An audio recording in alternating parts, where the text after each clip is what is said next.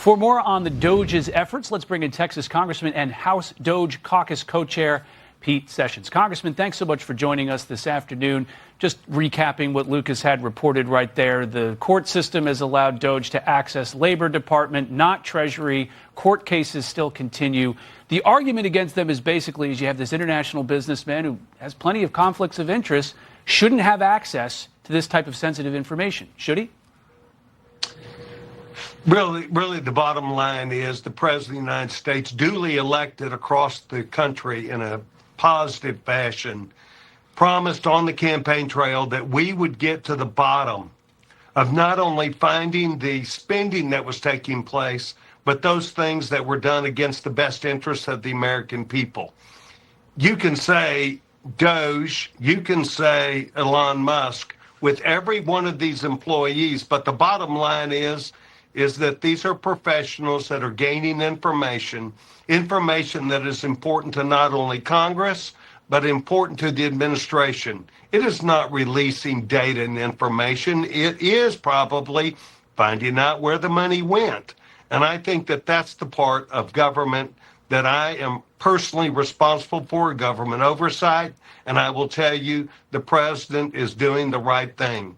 The court system is playing its hand, but you will see soon that the data and information which is gleaned will help America to understand the problems that we have with not just excessive government, but runaway government tactics that were done by the Democratic Party. And Democrats do have some members on the DOGE caucus, though it appears you're losing one. Here's one congressional perspective on leaving the DOGE caucus.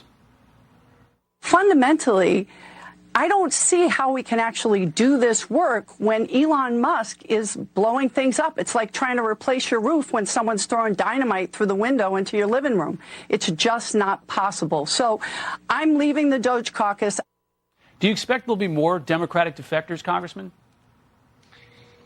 You know, I suspect that people who came in just for the viewpoint to see what they would see find themselves in a circumstance when confronted with the information, as we learned yesterday, $250 million given to George Soros for George Soros to use overseas, who is a non-government entity. And we gave that money to George Soros for his political viewpoints. It's these kinds of things that will be very uncomfortable for Democrats. And I would expect that most of them will not only welcome the opportunity to vet this, and then the question is, what are we going to do with it? So I'm not really worried about that. They, I believe, have come for the right reason. There will always be those that oppose what we're doing because they were in favor of the $37 trillion deficit the country has today. Mm-hmm. Congressman, do you think the DOGE is going to take a look at legislative branch spending? You know, that building behind me has got some pretty nice office space, big staffs. I mean, is this a whole approach? Is Congress going to subject itself to DOGE? Well, one could certainly ask that question. We are always at a push for determining what we're going to do. And by and large, that is driven by the Speaker or the Senate Majority Leader. As you know, we had the effort by 9/11 committee that was very expensive. We've had other very expensive investigations. And so, sure, I think that there would be some look at that, at least to determine the cost. But when you look at freedom of government, which is what we represent the elected people, the voices of people, and then not just the right or wrong, but how things are accomplished. I'm very proud of the DOGE caucus. I'm proud of our Democrats who are on there. They will bring things that don't work in necessarily their communities also. So no one likes a government that does not work right, and that's what we're committed to. You know, part of the issue with DOGE, of course, is getting rid of some of these government departments that were included and passed by federal law. The courts may have issue with that. Do you think that eliminating USAID, CFPB, the Department of Education, all of that is going to have to be part of a congressional effort, this big bill that you're talking about? And then separately, do you think that the big bill that you're discussing can get through with Republican-only votes?